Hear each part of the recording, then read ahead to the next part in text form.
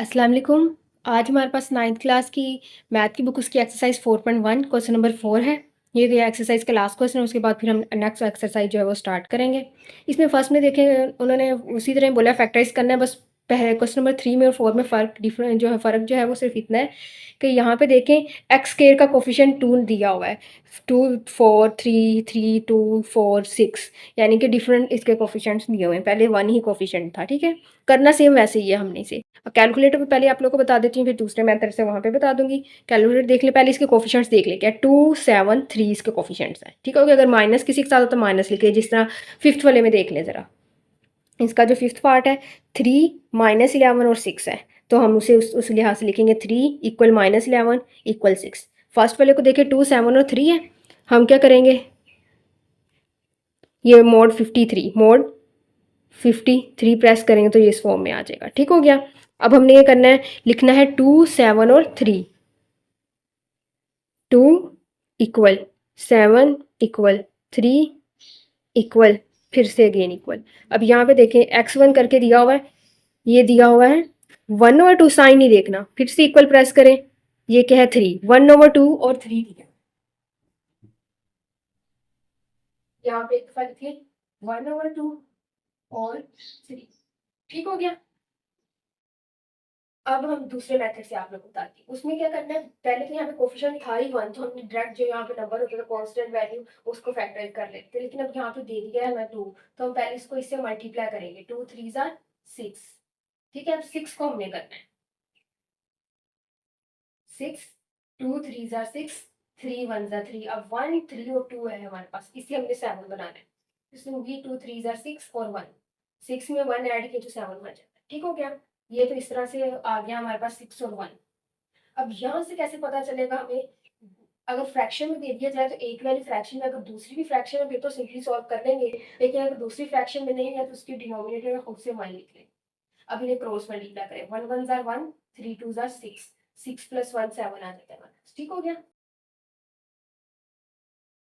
वो x square वैसे ही आ जाएगा, प्लस 7 की जगह 6 प्लस 1 एक्स प्लस 3। बाकी सारा वैसे 7 की जगह 6 प्लस 1 लिखा है। अब एक्स को अंदर मल्टीप्लाई करना है, बाकी वैसे ही लिखे।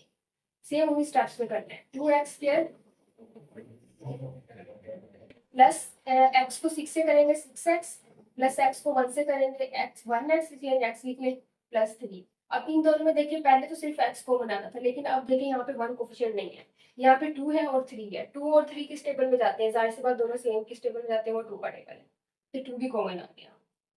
2 कॉमन चला गया, एक एक्स कॉमन चला गया, एक एक्स रह गया, प्लस 2 के टेबल में 6 कहाँ आता है, 3 पे, जो एक्स था वो कॉमन चला गया, ब्रैकेट क्लोज, प्लस यहाँ से कुछ भी कॉमन नहीं आ रहा तो 1 कॉमन ले लें, तो एक्स प्लस 3। दोनों फैक्टर्स जो है सेम आ गए, तो x plus 3 x plus 3 same आ गए, कॉमन ले लेंगे, एक्स प्लस 3 कॉमन आ गया, यहाँ पे रह गया 2x, यहाँ पे रह गया प्लस 1। ठीक हो गया। अब इसका सेकंड पार्ट करेंगे। सेकंड पार्ट में जब आपने कैलकुलेटर से करना है तो आपने क्या करना है, 2 इक्वल 11 इक्वल 15 कर लें। ठीक हो गया। तो आपके पास दो नंबर्स आ जाएंगे जो 11 की जगह लिखेंगे। वैसे अगर हम करेंगे तो क्या करेंगे, 2 को 15 से मल्टीप्लाई करेंगे 30 आएगा, तो 30 के फैक्टर से बनाएंगे तो हमारे पास आएंगे 2 3 और 5, ये फैक्टर्स आएंगे, और 1 भी, सॉरी 1 2 3 5, तो इससे हमें 11 बनाना है। अगर हम करें 3 2 ज़ा 6, 5 1 ज़ा 5, 5 प्लस 6 11 बन जाता है। एक्स स्क्वायर प्लस 11 की जगह 6 प्लस 5 एक्स प्लस 15, 2x², ये एक्स को हम मल्टीप्लाई करेंगे 6x प्लस 5 से करेंगे 5x प्लस 15। पहले दो में से कॉमन x आ गया और 2 और 6 है।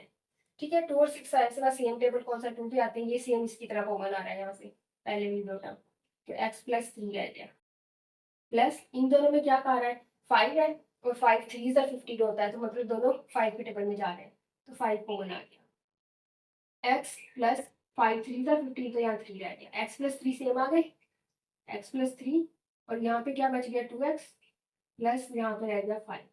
ठीक हो गया, ये हमारे पास फैक्टर्स बन गया x प्लस 3 और 2x प्लस 5। ठीक हो गया।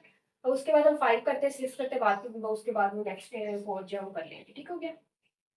अब हमारे पास है क्वेश्चन नंबर 5। इसमें क्या है, हम कैलकुलेट करेंगे 3 इक्वल -11 इक्वल 6, तो हमारे पास नंबर्स आ जाएंगे। अब वैसे अगर हम देखें तो 3 6 18, तो 18 से हमने 11 बनाना है, तो उसके क्या आते हैं 3 3 2 1, ये फैक्टर्स बनेंगे 18 के, ठीक है। उससे हम अगर 11 बनाना हो तो हम करेंगे 3 3 9, 2 1 2, 9 + 2 11 आ जाता है हमारे पास। 3y² प्लस, सॉरी माइनस है ये, -9 + 2y + 6, 3y² माइनस y को अंदर मल्टीप्लाई कर देंगे 9y, y माइनस था अंदर का साइन चेंज, 2y + 6, पहले दो में से कॉमन एक तो आ गया y।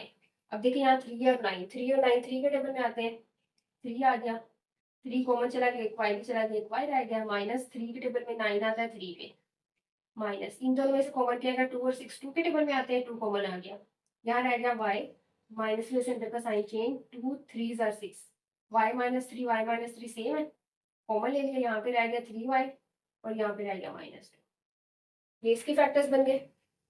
अब फोर्थ वाला देखते हैं, कैलकुलेटर में करेंगे तो 2 इक्वल -5 इक्वल 2 करेंगे। अब यहाँ पे अगर हम करें 2 2 4 आता है, 4 के फैक्टर्स में 10 के 1 से 1, 2 2 4 और 4 में 1 ऐड करें तो 5 आ जाता है, 2y² -4 + 1 y + 2, ठीक हो गया।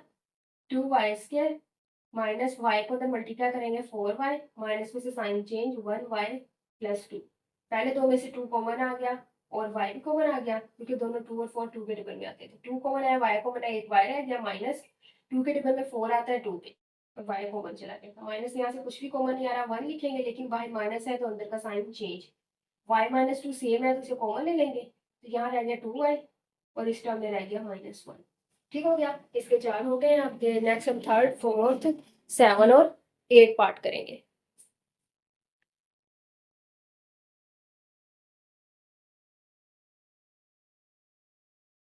थर्ड पार्ट में हमारे पास है, अगर हम कैलकुलेटर में करें तो 3 = 13 = 4 करेंगे तो हमारे पास आ जाएंगे। अब 4 3 12, 12 के हम निकालेंगे तो हमारे पास आ जाएगा 2 2 3 1, तो 4 3 12 और 12 1 12, तो 12 + 1 13 बन जाएंगे।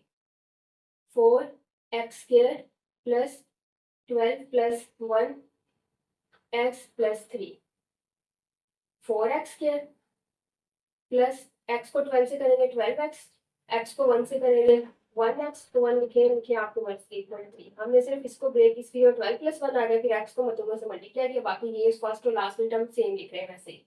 अब पहले तो हम इसको कॉमन लेंगे, एक तो x कॉमन आ गया, 4 और 12 किस टेबल में आते हैं, 2 के टेबल में भी आते हैं, 4 के टेबल में भी आते हैं, तो दोनों में बड़ा नंबर क्या 4, अगर हम 2 कॉमन लेंगे तो फिर हमें अगेन एक दफा फिर से कॉमन लेना, इसलिए हम पहले ही से 4 कॉमन ले लेते हैं, 4 कॉमन ले लिया, तो यहाँ से रह गया x प्लस 4 के टेबल में 12 आता है 3 पे और x कॉमन से रहेगा प्लस, यहाँ से कुछ भी कॉमन नहीं आ रहा तो 1 लिखेंगे और x + 3, x + 3 सेम आ गया तो एक दफा लिख देंगे, मतलब कॉमन ले लेंगे x + 3, बाकी यहाँ पे रह गया 4x और यहाँ पे रह गया +1, ये फैक्टर बस बन गया, ठीक हो गया। अब फोर्थ पार्ट में क्या है 3 5 और 2 है, 3 2 6, 6 1 6 होता है, 6 में से 1 माइनस करें तो 5 बन जाता है, 3x² प्लस 5 की जगह लिखेंगे 6 - 1, ये ऐसे भी कर सकते हैं 3 2 6, 3 + 2 5 भी बनता है, ठीक हो गया, यानी कि इसके फैक्टर्स बनते हैं ना हमारे पास 1 2 3, तो हम ऐसे भी कर सकते हैं 3 2 6, 6 - 1 तो 5 आ जाएगा, और ऐसे भी कर सकते हैं 2 1 2, 2 + 3 तब भी 5 आ जाएगा, ठीक हो गया। लेकिन अगर हम 6 - 1 लेंगे ना तो इसकी फैक्टर्स ठीक नहीं बनेंगे, कैसे ठीक नहीं बनेगा, दरमियान में माइनस आ जाएगा, माइनस को मिलेगा इसका साइन चेंज हो जाएगा, तो दोनों के साइन डिफरेंट आएंगे, जिस तरह क्वेश्चन नंबर 4 में भी हमने किया तो डिफरेंट आएंगे, आए थे, तो हम इसमें लेंगे 3 + 2, 3 + 2 5, ठीक है। कैलकुलेटर में करेंगे तो आपको 3 और 2 ही आएंगे, कोई दूसरे नहीं आएंगे, कैलकुलेटर में जो एग्जैक्ट होते हैं वही आते हैं, 3 + 2 x + 2 बाकी सेम आ गया, 3x² प्लस x को 3 से मल्टीप्लाई करेंगे 3x प्लस x को 2 से करेंगे 2x + 2, इन दोनों में कॉमन क्या आ गया, ये तो सेम देख के लग रहा है 3 है और x है, इधर x रह गया प्लस यहाँ से 3 भी कॉमन चला गया, एक्स भी कॉमन चला गया, कुछ भी नहीं बचा, जहाँ कुछ भी नहीं बचता वहाँ हम 1 लिखते हैं। अगर वैसे ही छोड़ देंगे तो फिर तो हमारा रॉन्ग हो जाएगा।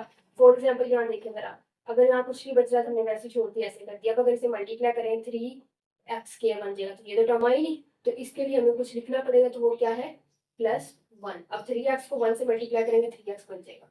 ठीक है, वो बैकवर्ड बता रही हूँ, चेक करने का तरीका।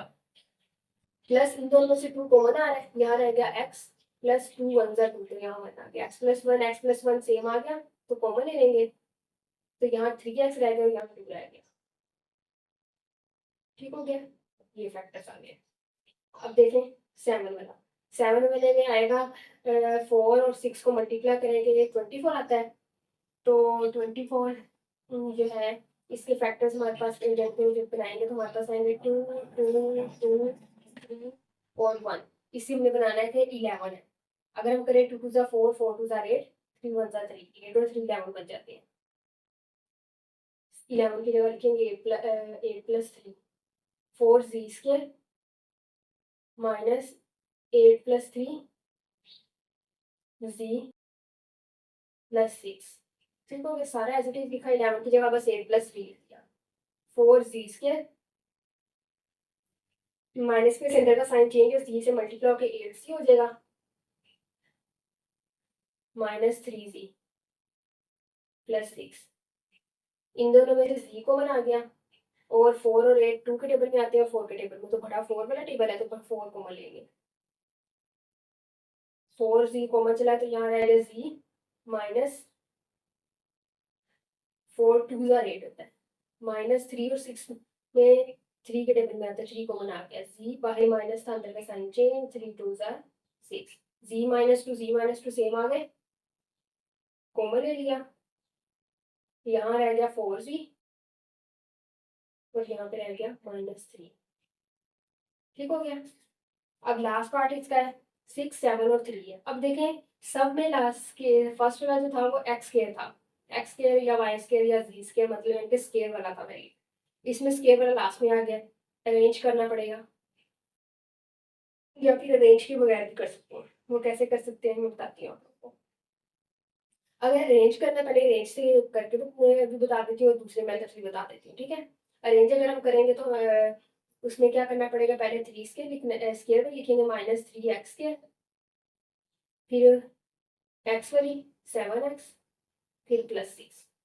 उसके लिए पहले माइनस कॉमन ही लेंगे ताकि सॉल्व करने में आसानी हो। ठीक हो गया, यहाँ आ जाएगा 3x², तो ये बन जाएगा -7x -6। आगे सेम वैसे ही सॉल्व होगा जैसे ये सारे सॉल्व हो गए। ठीक हो गया। और अगर दूसरी तरह ही करना है, जैसे दिया हो वैसे ही करना है, तो वैसे भी सॉल्व हो जाएगा। वो कैसे होगा, 6 3 18, 18 से हमारे पास के बनते हैं 3 3 2 1। इससे हमने 7 बनाना है। अगर हम करें 3 3 9 2 1 2, 9 - 2 से 7 आ जाता है, 6 + 9 - 2 x -3x², x में मल्टीप्लाई हो जाएगा तो 6 + 9x -2x -3x²। 6 और 9 किस टेबल में आते हैं, 3 के टेबल में आते हैं, 3 कॉमन आ जाएगा, यहाँ से 3 कॉमन चलाएंगे, 3 2 6 + 3 3 9 3x। इन दोनों में से सिर्फ x को बनाएंगे तो 2 और 3 सेम टेबल में नहीं आते, x कॉमन ले लिया, यहाँ रह गया 2 माइनस के अंदर का साइन चेंज, 3 और 8x कॉमन चला गया, x रहेगा 2 + 3x 2 + 3x के हमारे 3x कॉमन ले लिया, और बाकी यहाँ के बच गया 3 -x। अगर हम वो माइनस कॉमन इस अरेंज करके माइनस कॉमन करेंगे तो यहाँ पे हमारे पास आएगा x -3 और यहाँ पे माइनस भी आएगा। वो कैसे है, वो ये भी बन सकता है, माइनस इसमें से कॉमन ले लो, ये तो वैसे ही आएगा +3x, हमने इसमें से कॉमन लिया तो ये बन जाएगा, ये प्लस का हो जाएगा, मैं पहले लिख रही हूँ, ये माइनस का हो जाएगा तो बाद में लिख लूँ, ऐसे भी हो जाएगा। ठीक है, उस तरह से कर देंगे, इस तरह से करके कोई फर्क नहीं पड़ता। ठीक हो गया, ये हमारा क्वेश्चन नंबर 4 हो गया। इसके साथ एक्सरसाइज 4.1 हमारी कंप्लीट हो गई है। आगे नेक्स्ट एक्सरसाइज जो इंशाल्लाह नेक्स्ट लेक्चर में करेंगे, तब तक के लिए अल्लाह हाफिज़।